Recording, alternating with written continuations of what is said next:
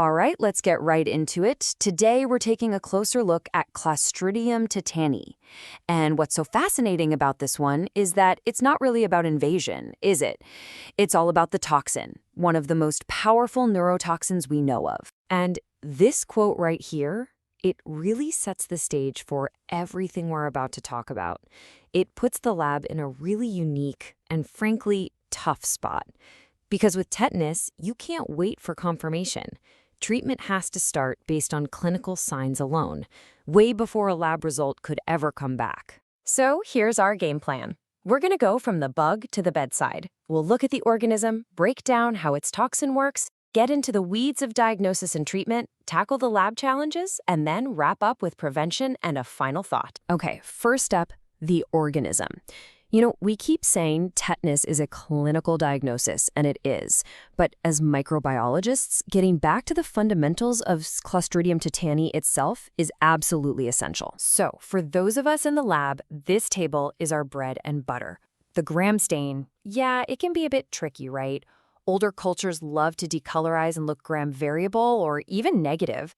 But that spore, that terminal spherical spore, gives it that classic drumstick or tennis racket look that's pretty much a dead giveaway. And yeah, its swarming motility can be a real pain, covering the whole plate. But biochemically, the big clue is that it's asaccharidic. It doesn't touch carbohydrates, which really helps us tell it apart from other Clostridia. All right, now for the star of the show. Or maybe the villain. The toxin. Tetanospasmin. I mean, its mechanism is so elegant, but just absolutely devastating. This is really where the disease's story begins. This path is just incredible. It's like a perfect sinister heist at the molecular level. The toxin gets released in the wound, right? Then it hitches a ride backwards, up the neuron, all the way to the central nervous system.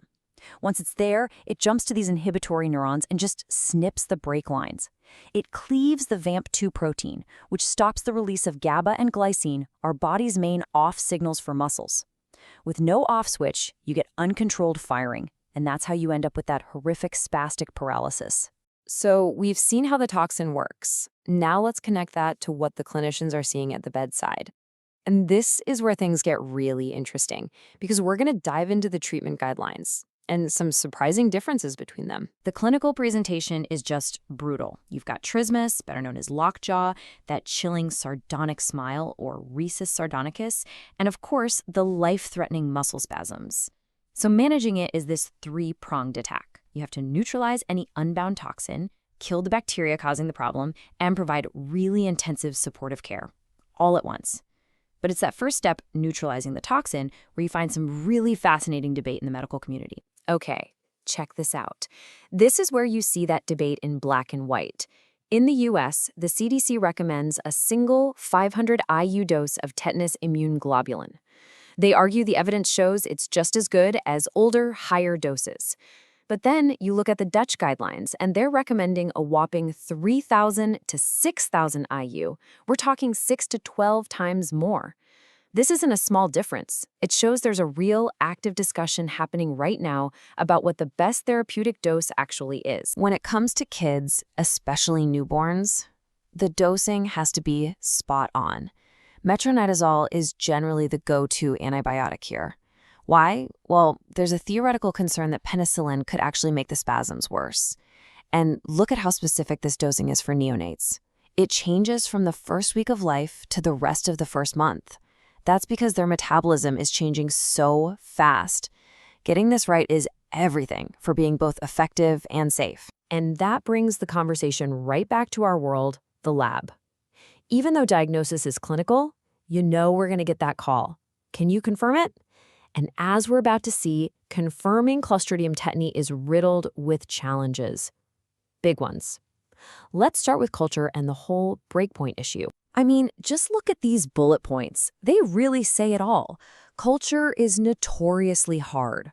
A recovery rate around 30%, that means we're going to miss it 2/3 of the time.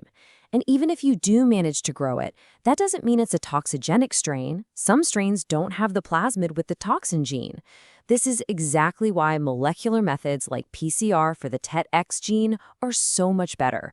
But the bottom line for every single one of us in the lab is this: a negative result means very little. Clinical suspicion wins every single time. You never, ever delay treatment waiting for us. So let's play this out. Say you beat the odds, you actually isolate it, you run your AST panel. Now what? You need a breakpoint to interpret those MICs. So you go to the Bible, right? You ask, what are the EUCAST clinical breakpoints for Clostridium tetani? And the answer is, well, there isn't one. As of right now, EUCAST has 0 specific clinical breakpoints for Clostridium tetani, and that puts us in a really tough spot.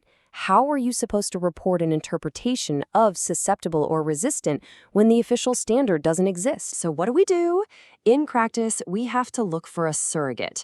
We end up using breakpoints for a related organism, like Clostridium perfringens, which you see here. But, and this is a huge but, we have to be crystal clear in a report. You have to add that big flashing lights disclaimer that these breakpoints are for reference only and are not validated for Clostridium tetani. It's a workaround, not a solution. Look, at the end of the day, the real fight against tetanus isn't happening in the ICU with drugs and ventilators. It's won before the patient ever gets sick. It's won with prevention, with wound care, and most of all, with vaccination. That's where we have the real power. And that prevention starts with a very simple question right after an injury. What kind of wound are we dealing with? Is it clean and minor, or is it something else, a puncture, a crush injury, something with dirt in it? That single decision, classifying it as tetanus-prone or not, dictates everything that happens next. And this table here is the playbook. Honestly, this is the algorithm every clinician should have burned into their memory. It's a simple 2x2 logic. You just cross-reference 2 things: the patient's vaccination status and the type of wound. And you can see that highest risk box right there: an unknown or incomplete vaccination history combined with a tetanus-prone wound. That's the one and only scenario where you pull out all the stops and give both the vaccine and the tetanus immune globulin. Okay, so we've walked through the whole story. The bug, its wicked toxin, the challenges in the clinic and the lab, and the clear-as-day solution for preventing it. Which brings me to one final and kind of paradoxical thought. Think about this number. After everything we've just discussed, all our scientific knowledge, and a vaccine that is incredibly effective, we're still seeing roughly 1 million people affected by tetanus worldwide every year. It's just a staggering figure. So that leads us to this final question. And it's a big one. Tetanus is almost completely preventable. So why is there such a massive gap between what we can do and what is actually happening globally? This isn't a microbiology question anymore. It's a question of public health, of access to care, of infrastructure, and of global equity. And that's our look at Clostridium tetani. From the bench to the bedside. This whole explainer was put together using Gemini Deep Search, and the images came from Microbe Canvas. If you want to dive even deeper and see all the sources, all the clinical guidelines and papers we pulled from, you can check out the full notebook document. We genuinely love to hear from you. What are your experiences with this? Let us know in the comments. And of course, if you found this useful, please subscribe so you don't miss the next one. Thanks for joining me.